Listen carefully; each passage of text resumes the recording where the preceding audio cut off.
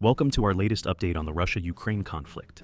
Stay tuned as we dive into the most critical developments. Russian authorities detained the head of the Russian Ministry of Defense's Patriot Park, Vyacheslav Akhmedov, and Major General Vladimir Shesterov on suspicion of large-scale fraud. They are accused of embezzling over $471,000 during public procurement for Patriot Park. The arrests are seen as indicative of former Defense Minister Sergei Shoigu's diminishing influence. A Russian insider suggested that recently dismissed former Deputy Defense Minister Pavel Popov could be the next high-ranking official arrested. Since April 2024, several senior defense officials have been detained on similar corruption charges, highlighting ongoing efforts to address corruption within the Russian Ministry of Defense. A Russian insider source claimed that Lieutenant General Alexander Shestakov, head of the Russian Ministry of Defense's main armored directorate, will soon leave his position.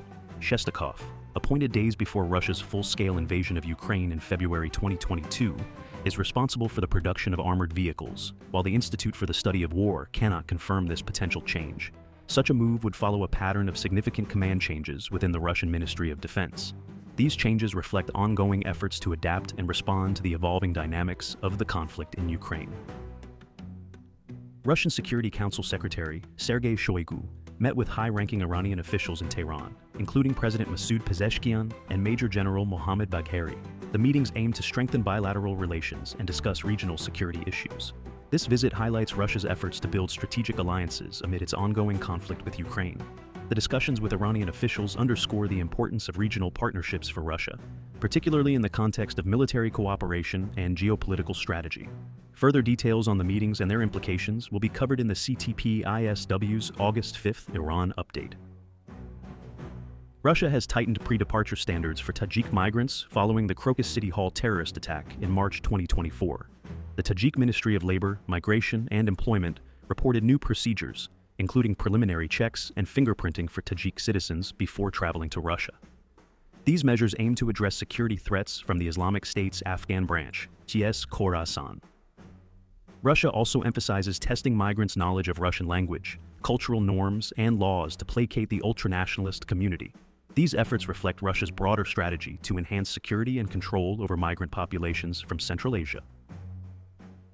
Ukraine's main military intelligence directorate reported that Ukrainian drone strikes destroyed an Su-34 bomber aircraft and an ammunition warehouse at Morozovsk airfield in Rostov Oblast on August 3rd. Satellite imagery shows additional damage to 2 more aircraft, 4 technical buildings, and 2 hangars. Ukrainian forces conducted a series of successful drone strikes against military targets in Rostov, Kursk, and Belgorod oblasts. The strikes demonstrate Ukraine's capability to target and disrupt Russian military infrastructure, contributing to the ongoing conflict dynamics between Ukraine and Russia.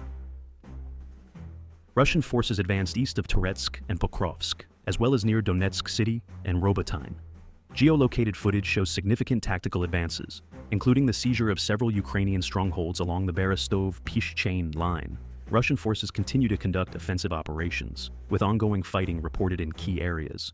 The advances reflect Russia's persistent efforts to gain territorial control in eastern Ukraine. These developments are part of the broader strategic objectives to capture the entirety of Donetsk Oblast and secure key positions in the region. The Kremlin continues to position Russian veterans who fought in Ukraine in domestic political roles. The United Russia Political Party has nominated 380 veterans as candidates in various regional and federal elections. This initiative, part of the Time of Heroes program, aims to incentivize military service contracts and offer veterans official political roles. The program reflects the Kremlin's strategy to integrate veterans into the political landscape and support their reintegration into society. These efforts underscore the importance of veterans in Russia's domestic and political agenda amid the ongoing conflict.